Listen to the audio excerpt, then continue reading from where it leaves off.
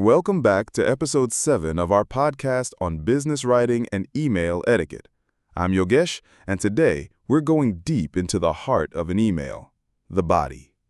Welcome back to episode 7 of our podcast on business writing and email etiquette. I'm Lily, and this is one of my favorite topics.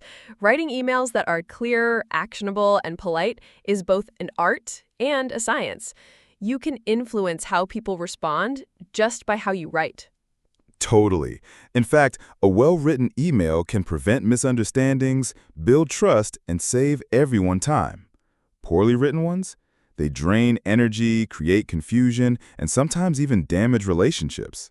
So today we'll explore how to structure your email body, making requests and next steps crystal clear, keeping a polite and professional tone even under pressure.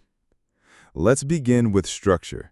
I often suggest a simple 3-part format for most business emails. Opening line, as we discussed last episode, main message, next steps, or CTA. That works for most cases. For example, let's say you're requesting a report. You could write, "Hi Anjali, thanks again for leading the last team call. I wanted to check if the sales performance report for Q2 is ready. If so, could you send it across by tomorrow afternoon? Thanks in advance." I like that. It's short, clear, and polite. You're stating the purpose, the expectation, and you're wrapping with a tone of respect. And that's a huge part of it, being action-oriented. Vague emails like, "Can you look into this?" leave the reader wondering, what exactly? By when? How? Let's contrast two versions. Here's a vague one. "Hey, can you check the vendor thing and let me know?" Now, the clear version. "Hi Priya, can you please review the vendor invoice from Green Tech and confirm if it aligns with the purchase order? If possible, send me a quick summary by 4 p.m. today." The second one is 10x better. You've told Priya what to do, why it matters, and when it's needed. And notice how tone matters too. Using words like please, thank you, would you mind, or I'd appreciate it can make your email sound much more human. Right. There's a difference between "send me the slides now" versus "would you mind sending over the presentation slides when you get a chance today?" And politeness doesn't mean being vague or weak. You can still be direct and respectful. For instance, "I'd appreciate it if you could send the updated pricing sheet by 2 p.m. so we can finalize the client proposal." Let's talk tone in difficult situations, like when you're chasing someone who missed a deadline or when you're denying a request. Here's an example of a polite follow-up. "Hi, Anel. Just checking in on the contract draft we were expecting on Monday. Let me know if you need any help wrapping it up. I'd be happy to assist." Nice. You're reminding without blaming. And if you have to say no, it could look like, "Hi, Shreya. Thanks for your suggestion regarding team training. After reviewing the schedule and budget, we won't be able to accommodate it this quarter, but we'll definitely revisit this in Q4. So you're being honest but respectful. That builds long-term goodwill. Let's do a few before and after examples of email bodies. You give me the bad version, and I'll revise it. Example 1. Asking for help. "Hey, can you fix the presentation? It's not good." Hi, Nisha. Thanks for working on the draft.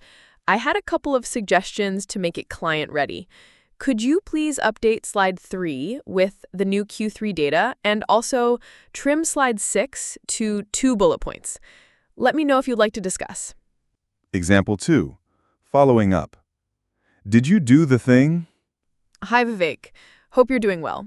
Just checking in on the status of the odd morning checklist for the new interns. Would you mind sending it over by end of day today? Thanks. Example 3. Disagreeing with a decision. "I don't agree with this. It's not right." Hi, team. Thanks for sharing the plan. I had a slightly different perspective regarding the marketing approach. Could we explore an option that prioritizes digital channels before offline? Happy to discuss further in tomorrow's meeting. These examples show how just a few words can change how people perceive your intent. Yes, it's about influence without authority. Most of the time in business, you're working with people, not commanding them. Exactly. Let's summarize today's takeaways with a quick checklist. Checklist for writing clear, actionable, and polite emails. Structure your message, context, action, CTA. Be specific in what you're asking. Include deadlines or timeframes. Use a warm, respectful tone. Acknowledge effort or challenges when appropriate. Review before sending. Is it easy to follow? And remember, people don't always read your full email. That's why clarity and politeness must come across in the first read. No second chances. In our next episode, we'll explore the most overlooked part of email etiquette, sign-offs and closings. You'll learn how to wrap emails that leave the right impression. Can't wait. Until then, I'm Lily. And I'm Yogesh. Thanks for listening to Business Writing and Email Etiquette. Catch you in episode 8.